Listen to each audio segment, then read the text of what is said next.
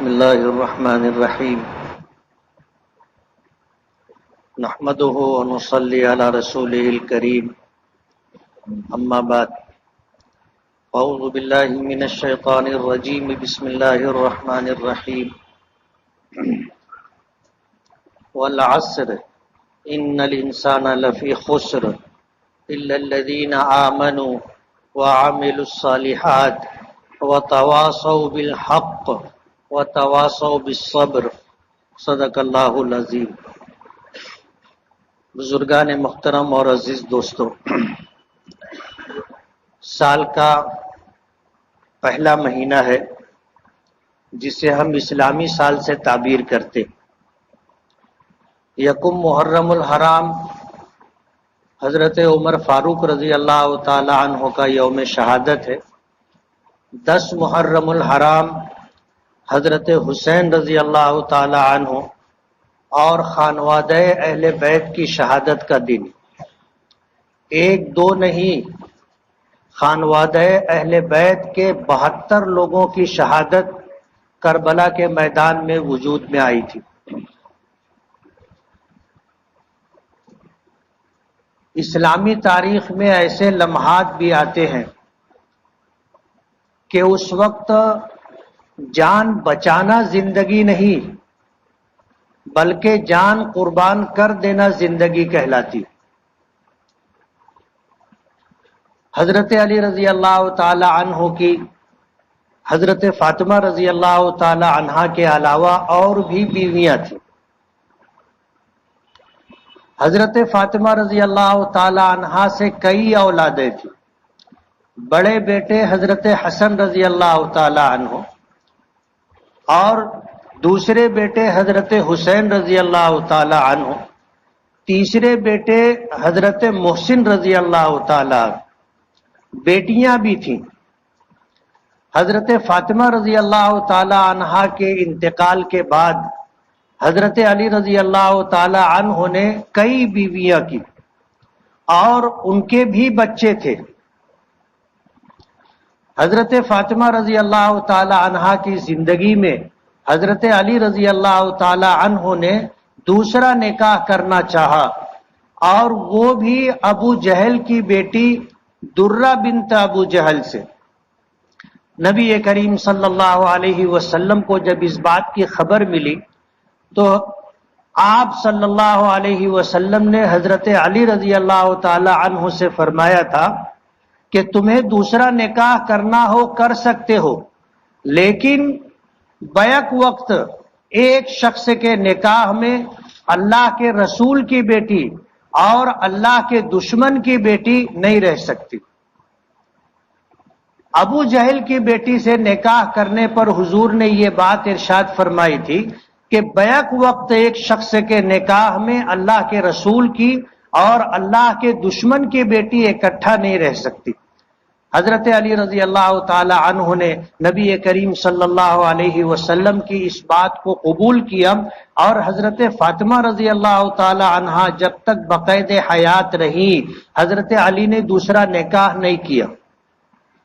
جیسا کہ نبی کریم صلی اللہ علیہ وسلم نے پہلا نکاح حضرت خدیجۃ الکبریٰ رضی اللہ تعالی عنہا سے کیا تھا، اور جب تک حضرت خدیجہ رضی اللہ تعالی عنہا بقید حیات رہی حضور نے دوسرا نکاح نہیں فرمایا۔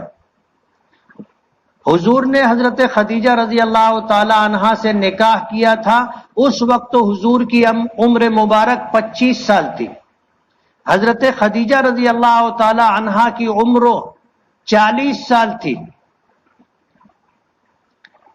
40 سال تھی، یعنی اپنی عمر سے 15 سال بڑی خاتون سے نبی کریم صلی اللہ علیہ وسلم نے نکاح کیا تھا، اور حضرت خدیجہ رضی اللہ تعالی عنہا حضور کی زندگی میں 28 سال رہی۔ جب حضور کی عمر مبارک 53 سال ہوئی تو حضرت خدیجہ رضی اللہ تعالی عنہا کا انتقال ہوا۔ حضرت خدیجہ رضی اللہ تعالی عنہا کے انتقال کے بعد حضور نے کئی نکاح کیے، لیکن حضور کو اولاد حضرت خدیجہ رضی اللہ تعالی عنہا سے تھی۔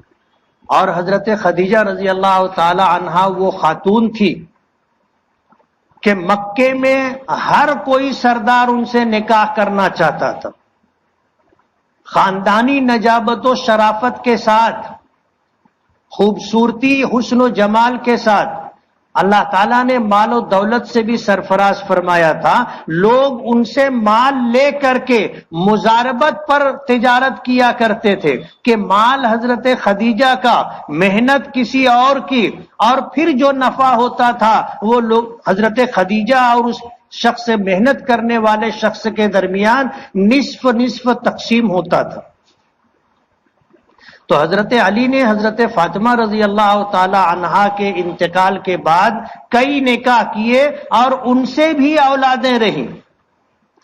اور اس پس منظر کے ساتھ جو بات میں کہنا چاہتا ہوں وہ جملہ کہ انسانی زندگی میں، انسانی لمحات میں، تاریخ عالم میں کبھی ایسا وقت بھی آتا ہے کہ جان بچا لینا زندگی نہیں ہوتی، بلکہ جان دے دینا زندگی ہوتی ہے۔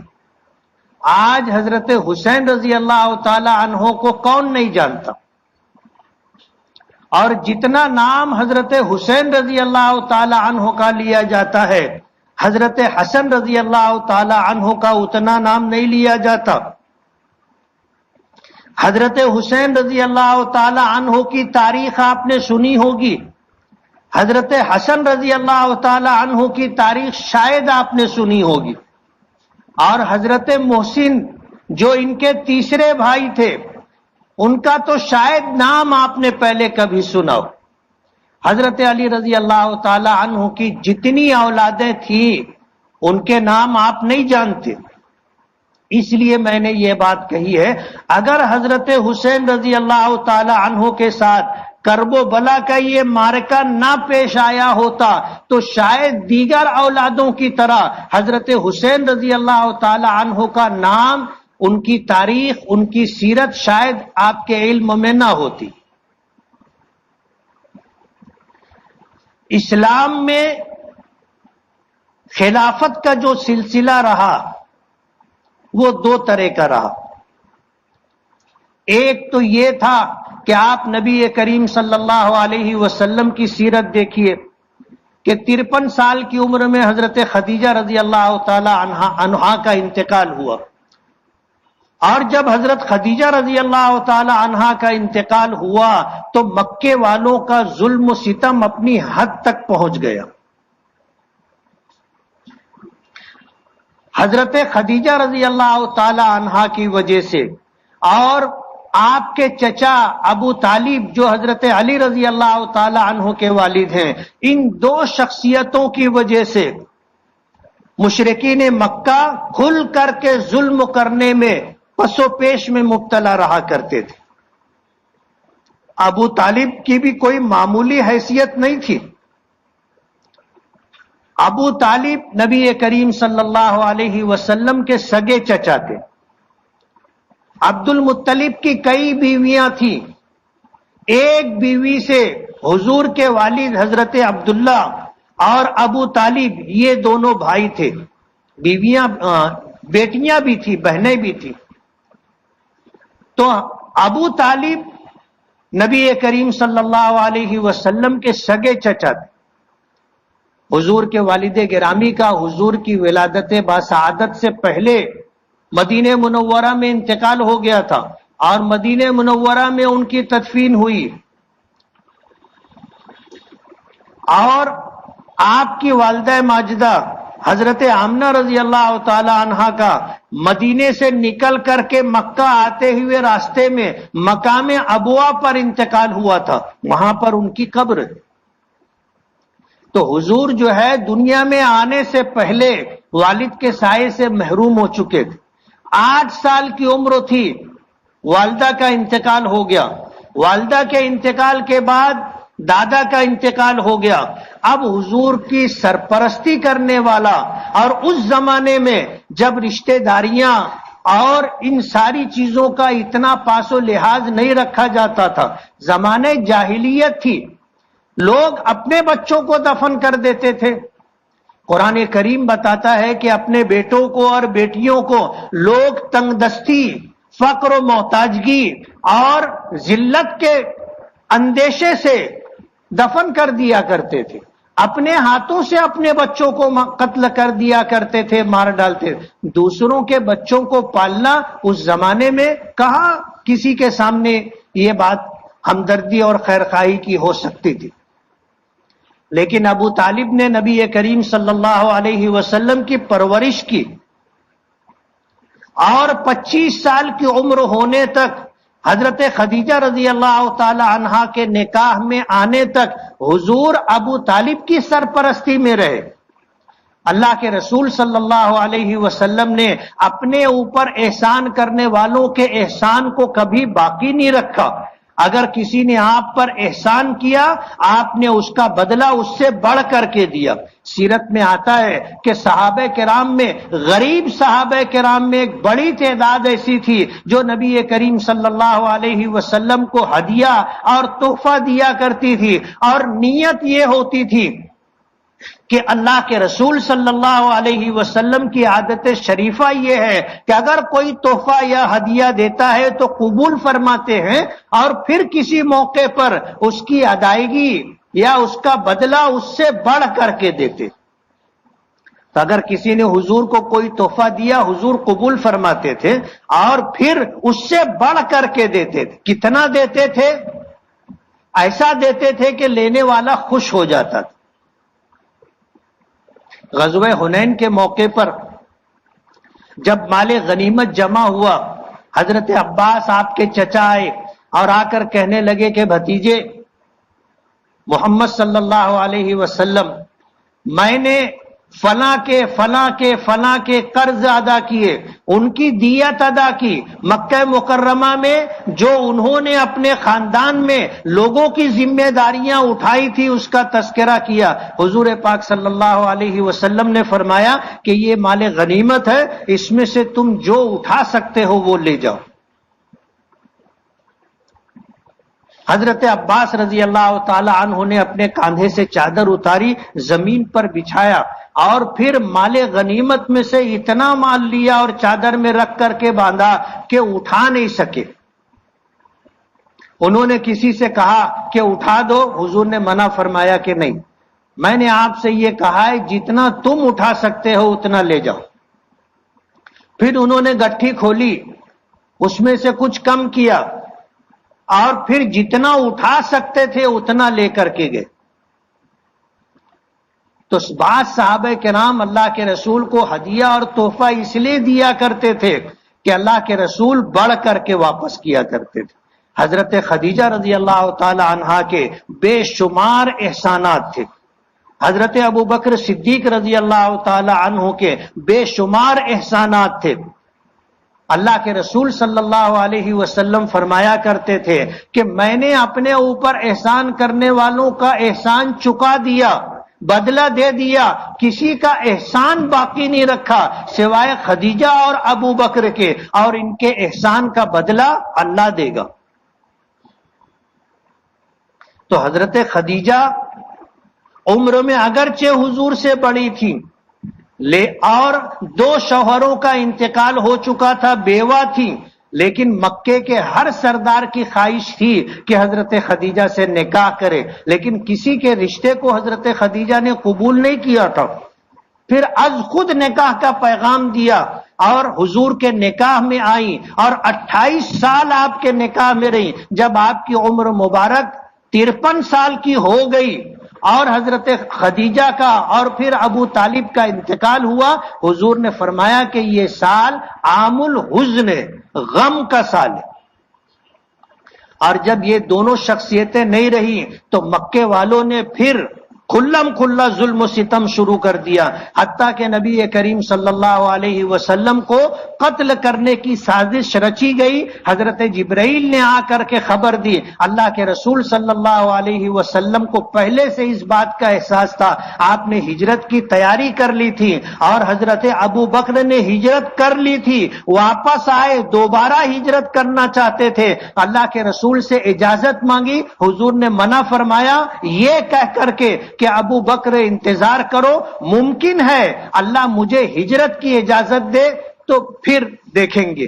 تو حضرت ابو بکر نے کہا تھا علی الصحبت یا رسول اللہ، اگر آپ کو ہجرت کی اجازت ملتی ہے تو کیا مجھے آپ کی رفاقت اور آپ کا ساتھ ملے گا؟ حضور نے فرمایا کہ ہاں۔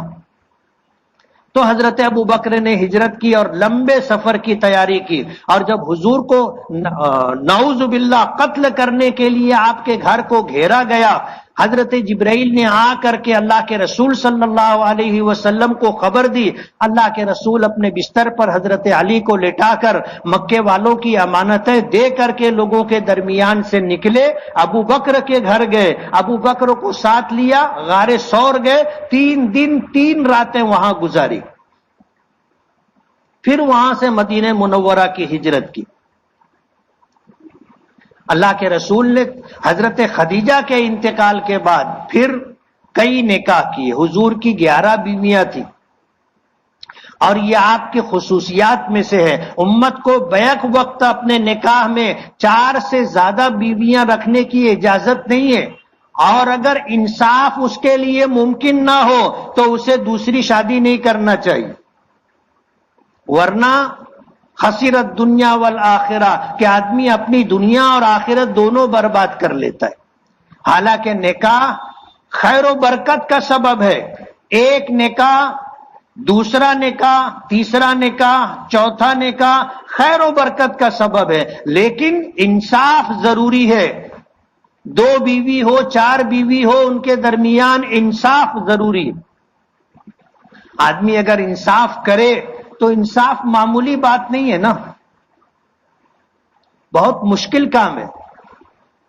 حضرت مولانا اشرف علی تھانوی رحمت اللہ علیہ کو پہلی بیوی سے اولاد نہیں تھی، اولاد کے لیے دوسری بیوی سے دوسرا نکاح کیا، دوسری بیوی سے بھی اولاد نہیں ہوئی۔ اب ظاہر بات ہے 2 بیویاں ہیں، دونوں کے درمیان انصاف۔ اب 2 تربوز لائے تو ایک تربوز ادھر ایک تربوز ادھر نہیں بھیجتے تھے، ہو سکتا ہے ایک لال نکلے اور دوسرا سفید نکل جائے، ایک میٹھا ہو سکتا ہے دوسرا پھیکا ہو سکتا ہے، تو وہ دونوں تربوز کو آدھا آدھا کاٹتے تھے اور آدھا ادھر اور آدھا ادھر بھیجا کرتے تھے۔ اس طرح انصاف مشکل کام ہے، سکھ کی جان آدمی دکھ میں ڈال لیتا ہے، راحت و چین کی زندگی مصیبت اور پریشانی میں مبتلا کر لیتا ہے، لیکن اس کا یہ مطلب نہیں ہے کہ دوسرا نکاح نہیں کرنا چاہیے۔ اسلام نے اجازت دی ہے، اور اس اجازت کو آج لوگوں نے معیوب سمجھ رکھا ہے کہ اگر کوئی شخص زنا کرتا ہو تو اس کے تعلق سے وہ برائی یا اس برائی کی شناخت اتنی دل میں نہیں ہوتی۔ زناکار لوگوں کے ساتھ لوگ رہتے ہیں، اٹھتے بیٹھتے ہیں، کھاتے پیتے ہیں، لیکن اگر وہ دوسرا نکاح جائز طریقے سے کر لے تو اس کا ساتھ چھوڑ دیتے۔ اب پورے شہر میں چرچا ہوتی ہے، آدمی جہاں بیٹھتا ہے پیٹ میں درد رہتا ہے، ساتھ میں بیٹھنے والوں کو بولتا ہے کچھ سنے، کچھ معلوم پڑا، اور پھر وہاں سے وہ کہانی شروع ہوتی۔ اسے معیوب سمجھ لیا گیا، برا سمجھ لیا گیا، حالانکہ یہ اللہ کی طرف سے اجازت ہے، اور اللہ کے رسول صلی اللہ علیہ وسلم ابو بکر و عمر عثمان و علی اور نہ جانے کتنے صحابہ کرام کا معمول اور سنت رہی۔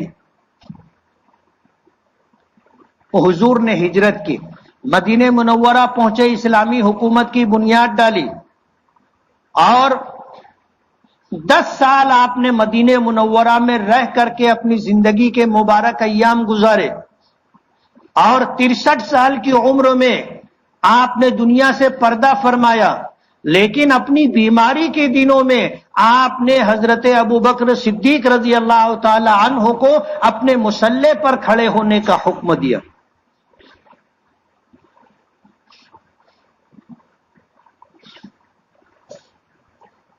اور اس کے بعد حضور دنیا سے تشریف لے گئے۔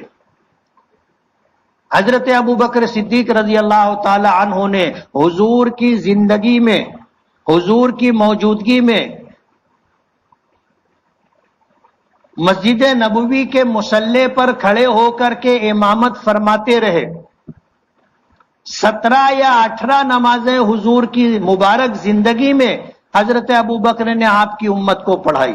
جب آپ میں بیماری کی وجہ سے اتنی شقت نہیں رہی کہ آپ اٹھ کر کھڑے ہو سکے یا چل کر کے آپ مسجد میں تشریف لا سکے، تو آپ نے لوگوں کو حکم دیا کہ مرو ابا بکرن فلیصلی بالناس، کہ ابو بکر کو حکم دو کہ وہ میری غمزدہ امت کو نماز پڑھائیں. حضرت عائشہ نے منع بھی کیا کہ اللہ کے رسول ابو بکر کو نہ کہیں، نرم دل آدمی ہے، آپ سے بہت زیادہ تعلق ہے، آپ کو مصلی پر نہیں پائیں گے تو نماز نہیں پڑھا سکیں گے. لیکن حضور نے فرمایا مرو ابا بکر فلیصلی بالناس، ڈانٹ کر کے کہا کہ ابو بکر کو حکم دو کہ میری غمزدہ امت کو نماز پڑھائے. حضرت ابو بکر نے نمازیں پڑھائی. حضور دنیا سے تشریف لے گئے. حضور کا وصال ہوتے ہی مدینہ منورہ کے اندر اب کون مسلمانوں کا امیر ہوگا، اس مسئلے کو لے کر کے اختلافات شروع ہو گئے. 2 قبیلے تھے، قبیلے اوس اور خزرج، جو مدینہ منورہ کے رہنے والے تھے، جنہوں نے اللہ کے رسول صلی اللہ علیہ وسلم کو اور آنے والے تمام صحابہ کرام کو انہوں نے پناہ دی تھی، مدد کی تھی، ساتھ دیا تھا. اللہ کے رسول صلی اللہ علیہ وسلم نے ان کی انہی قربانیوں کی وجہ سے یہ کہا تھا کہ اگر ایک طرف انصار ہوں اور ایک طرف مہاجرین ہوں تو میں اپنے آپ کو انصار میں شامل رکھنا پسند کروں گا. ایک موقع پر آپ نے مال تقسیم کیا، مہاجرین کو دیا، انصار کو نہیں دیا. انصار میں جو نوجوان صحابہ کرام تھے وہ ناراض ہو گئے، کہنے لگے پناہ ہم نے دی، حفاظت ہم نے کی، پورے عرب سے دشمنی ہم نے مول لی، سب کا مقابلہ ہم نے کیا، اور جب مال دینے کا موقع آیا تو اللہ کے رسول دوسروں کو مال دے رہے ہیں، ہمیں نظر انداز کر رہے ہیں. اللہ کے رسول صلی اللہ علیہ وسلم تک بھی جب یہ خبر پہنچی تو آپ نے صرف انصار کو اکٹھا کیا اور یہ فرمایا کہ دوسرے مال لے جائیں اور تم اللہ کے رسول کو اپنے گھر لے جاؤ، تم میں سے کیا پسند ہے. انصار کے بزرگ صحابہ کرام کھڑے ہوئے کہنے لگے کہ اللہ کے رسول ہم معذرت چاہتے ہیں، ہم معافی چاہتے ہیں، ہم میں جو نوجوان بچے تھے انہوں نے یہ بات کہی ہے، ہمارے لیے یہ سعادت اور فخر کی بات ہے کہ لوگ مال لے جائیں، ہم اللہ کے رسول کو اپنے ساتھ اپنے گھر لے جائیں، اس سے بڑی دولت نہیں ہو سکتی. ان انصار میں کچھ لوگ تھے جو یہ کہنے لگے کہ اب اللہ کے رسول نہیں رہے، اس لیے اب سرداری اور امارت ہمیں چاہیے. کچھ دعوے دار بھی کھڑے ہو گئے، کچھ دعوے دار بھی کھڑے ہو گئے. اللہ کے رسول صلی اللہ علیہ وسلم کی تدفین آپ کے وصال کے 3 دن کے بعد ہوئی. لوگ پوچھتے ہیں کہ 3 دن حضور کو کیوں رکھا گیا تھا؟ وجہ یہ تھی، دوسری وجہ یہ تھی کہ اللہ کے رسول نے فرمایا تھا کہ میرا جب وصال ہو جائے، انتقال ہو جائے تو مجھے غسل دینا، کفن دینا، اور اس کے بعد میرا جنازہ رکھ کر سب باہر نکل جانا. جبرائیل آ کر کے نماز جنازہ پڑھیں گے، میکائیل آ کر کے نماز جنازہ پڑھیں گے، فرشتے آ کر کے نماز جنازہ پڑھیں گے، اور اس کے بعد تم میں کا ہر شخص اکیلے اکیلے نماز جنازہ پڑھے گا. حضور کی نماز جنازہ جماعت کے ساتھ نہیں ہوئی تھی. حضور کی موجودگی میں کوئی دوسرا امامت نہیں کر سکتا تھا. تو تمام صحابہ کرام اکیلے اکیلے اپنی نماز پڑھتے رہے، نکلتے رہے، آتے رہے، جاتے رہے. 3 دن کا عرصہ لگا. اسی درمیان امارت کا مسئلہ حل کیا گیا. قبیلے اوس و خزرج کے انصار کہتے تھے کہ ہمیں سرداری چاہیے. پھر یہ ہوا کہ ایک سردار تم میں سے ہو، ایک سردار ہم میں سے ہو.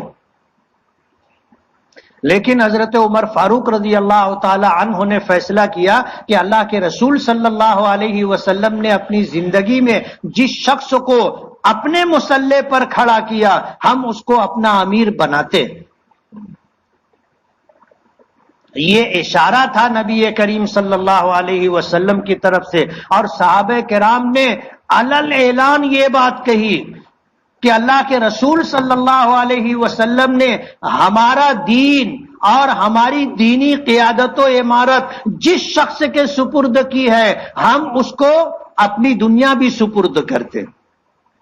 ظاہر بات ہے دین کا مقام دنیا سے بہت بڑھ کر کے، جب اللہ کے رسول نے ہماری دینی قیادت ان کو دی ہے، دینی امارت ان کو دی ہے، اپنی زندگی میں اپنے مصلے پر ان کو کھڑا کیا ہے، تو ہم انہی کو اپنے دنیاوی امور میں اپنا امیر تسلیم کریں گے. حضرت ابو بکر خلیفہ رہے اور جس طرح انہوں نے خلافت کی وہ بھی تاریخ کا ایک حصہ ہے کہ امیر بننے کے بعد، مسلمانوں کا ذمہ دار بننے کے بعد دوسرے دن صبح چادروں کا گٹھا کاندھے پر رکھ کر بازار جانے لگے تو حضرت عمر نے کہا کہ کہاں جا رہے ہو؟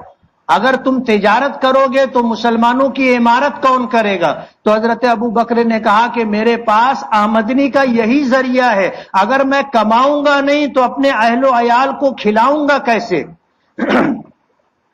تو پھر اجلہ صحابہ کرام نے بیٹھ کر کے ایک روزینہ مقرر کیا کہ روزانہ کتنا خرچ لگتا ہے اتنا خرچ بیت المال سے آپ کو دیا جائے گا.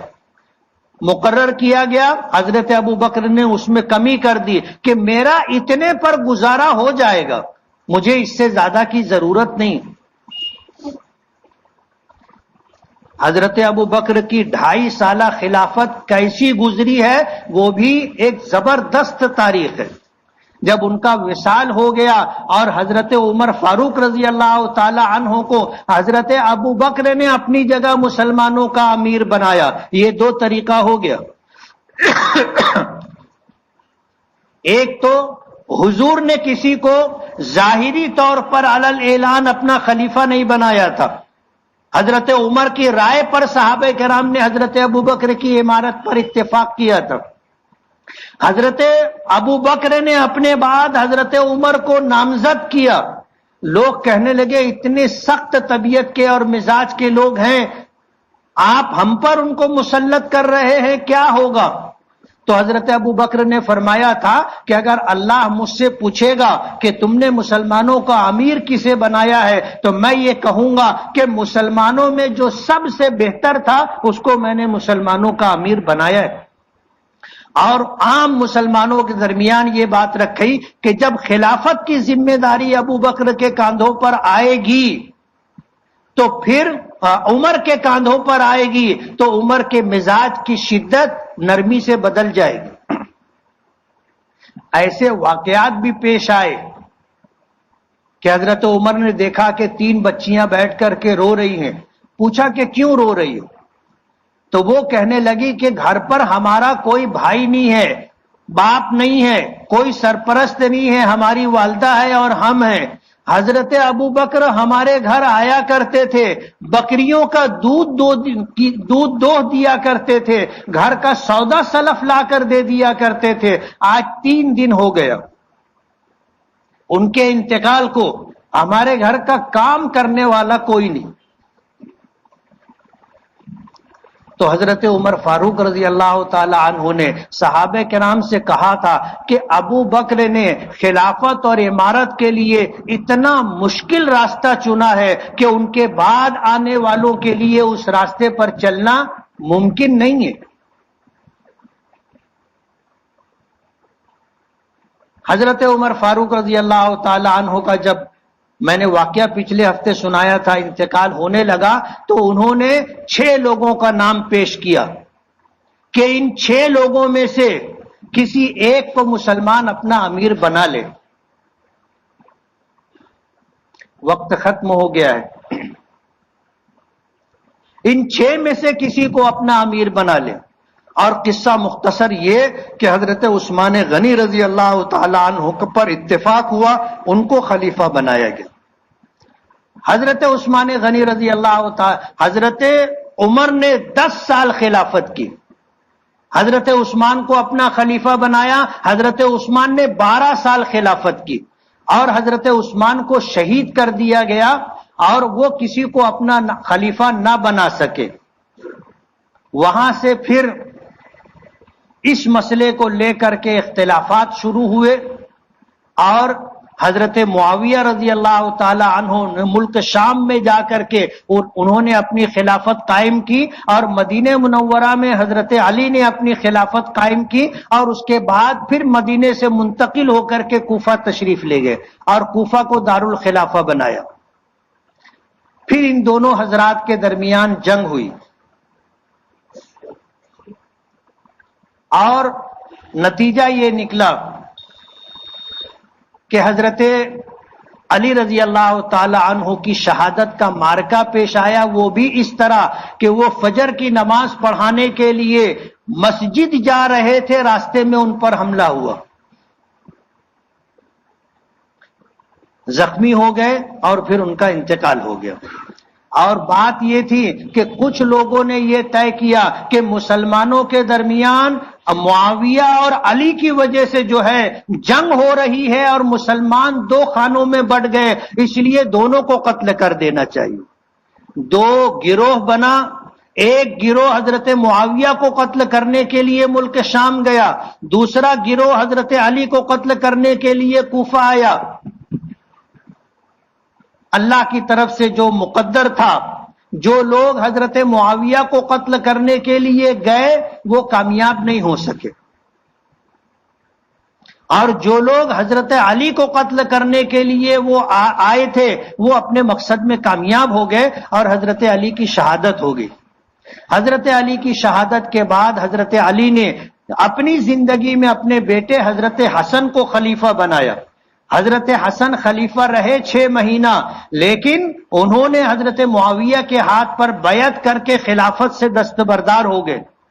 پوری امت کو انہوں نے اکٹھا کیا۔ حضور نے اپنے منبر پر جمعہ کے دن یہ بات فرمائی تھی کہ ابنی ھذا سید، کہ میرا یہ بیٹا حسن سردار ہے، اور اللہ تعالیٰ اس کے ذریعے سے مسلمانوں کی 2 بڑی جماعتوں میں صلح کروا دے گا۔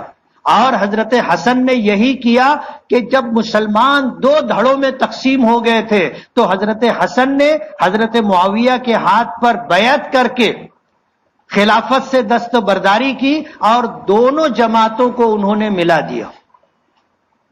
حضرت معاویہ کا انتقال ہونے لگا، انہوں نے اپنے بیٹے یزید کو نامزد کیا۔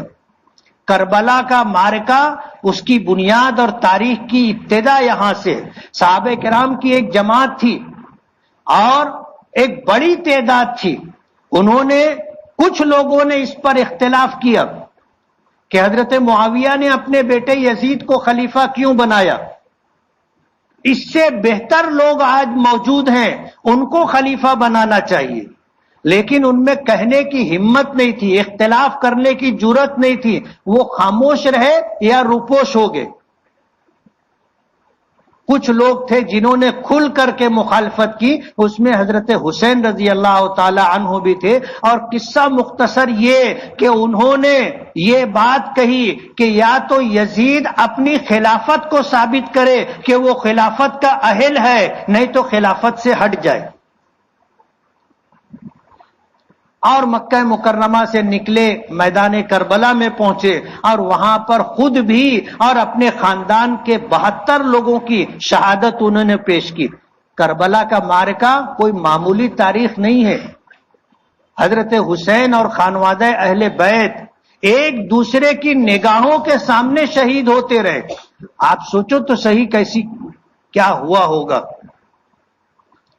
لیکن حضرت حسین نے یزید کی خلافت کو قبول نہیں کیا،